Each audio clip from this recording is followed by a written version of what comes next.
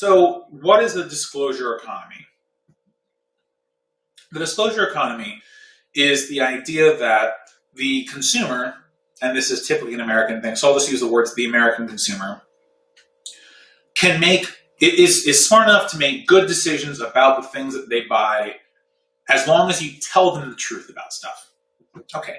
And in theory, that sounds great, right? Like, we're really smart, we can look at a group of products, we can read all the labels, and we decide, I like that one.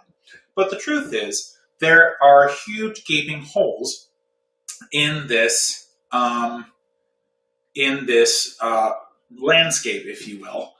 And we don't regulate everything this way because of those problems. So when I was in law school, in contracts, we were talking about provisions, certain provisions that might be anti-consumer or that might be problematic for consumer and things like that. And I think we were talking about like laptops.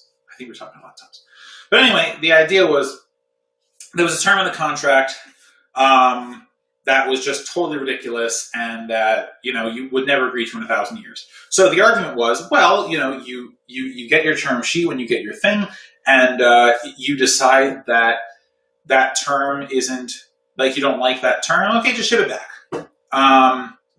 So I raised my hand and I asked, okay, but what if every business uses that term? Like, what if that term is so advantageous to business that every business is going to use it and there is no competition? There is no, like knowing that term exists, like, there's nowhere else you can go because there's no one not doing it. And by the way, the greatest example of this is arbitration. And I really want to capture the problems of arbitration in a different video.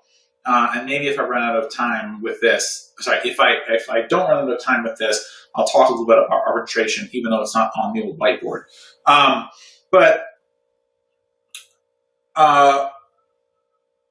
And the professor essentially said, oh, well, then you need government to step in. Okay, great, in theory, right? So the problems with the disclosure economy essentially is disclosure is fine unless everyone who makes a certain product does the same thing, and then it doesn't matter which group you buy from because it's all the same. And by the way, this is especially a problem in the United States when it comes to pharmaceuticals. So, we have in the United States direct marketing of pharmaceuticals to consumers, which, by the way, is awful and terrible and just shouldn't exist, but it does. And you get to the part of everyone knows, you've all seen the commercials. Side effects include, then they rattle off like an impossible list of side effects. Death seems to be on them for a lot of drugs. Like, side effect, you have taken this, you might die. It's like, oh, okay, so I have whatever ailment I have, and instead of that, I could die, or I could have my ailment. Okay, anyway, that's an aside, and I'm not going down there right now. Just having a little bit of fun. But essentially, it's a huge problem, right? So whether it's a clause in a contract that you don't like that everyone uses, or it's an ingredient in a pharmaceutical you don't like, again, knowing that it's there doesn't help you any if everyone is doing it. And the other thing that's interesting to think about here in terms of competition, we'll kind of get rid of these things and the issues of disclosure economy. Not everyone has equal access to different brands. Let's just call them that for better, or multiple options for whatever it is you're purchasing, right? So if you live in a poorer area, or if you live in a food desert, like I do, then essentially the question becomes, do the limited outlets that you have to purchase whatever it is that you want to purchase give you the options where a disclosure economy is useful to you? And for lots of Americans, the answer is no, because oftentimes, if there is a term or or an ingredient or an item that's kind of recognized as universally bad, there is a brand or an option that doesn't include that thing, oftentimes there's going to be a premium for whatever it is they had to substitute for this. Cosmetics are actually a great example of this. And not everyone can afford to pay for that, what is becoming a luxury, right? The luxury of not having, I think for cosmetics, the big one is parabens. So again, knowing that a paraben is in your cosmetic doesn't help you, because every other similar cosmetic on the store, or that you can afford, also has it in. So in my opinion, the better way to go is to say that, well, actually, instead of telling the consumer that these deleterious effects exist in the product, or these terms exist, these anti-consumer terms exist in the contract, is to actually regulate them. Is to say that, well, actually, that provision of that contract is illegal. We don't let you do that. Or that ingredient is illegal unless it's processed in a certain way, or what have you. Or something like that, right? Because really, for a lot of Americans, the disclosure economy isn't actually choice. It's the illusion of choice. It's the play pretend that we all play in this country, that everyone has access to everything. Everyone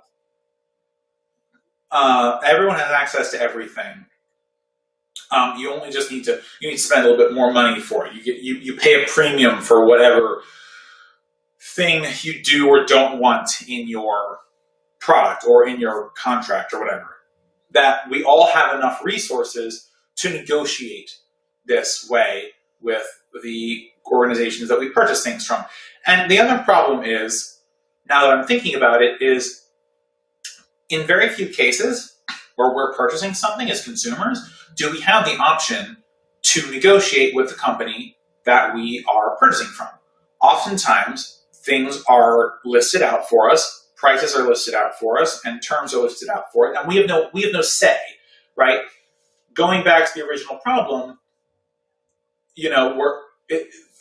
and combining this aspect with it, not only does every organization that sells the product that you're looking for use this particular term or this particular product, there's no way for you to negotiate with them to say, well, actually, I want my product this way, or actually, I want this term out, right?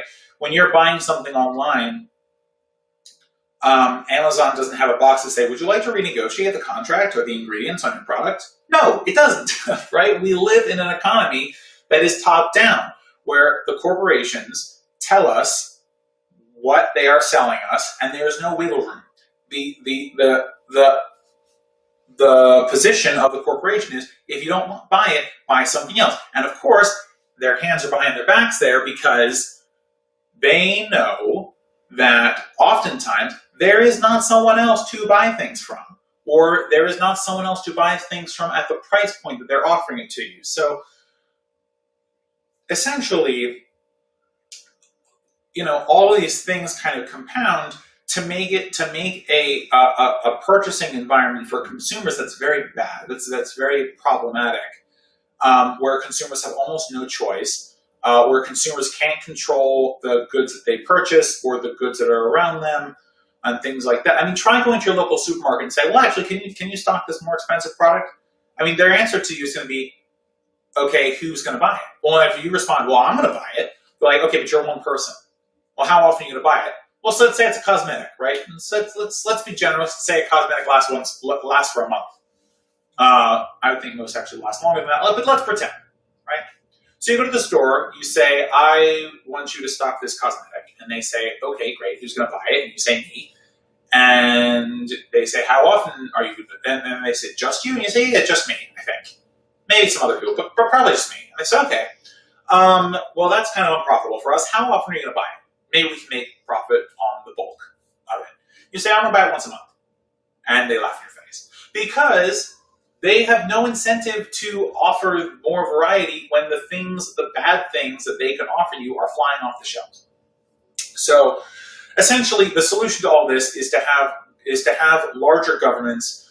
I know, big scary government, but the truth is, you need people in government who are doing research, who understand how contract terms work, who understand how ingredients work, who understand how certain processes work. Because if we don't have that large level of government and doing this work independently of industries, and then regulatory bodies taking that information and regulating, we fall into the trap of organizations trying to regulate themselves. And every time an organization tries to regulate itself, it is only going to regulate itself to its profit point. It is never going to cost itself any money to regulate itself.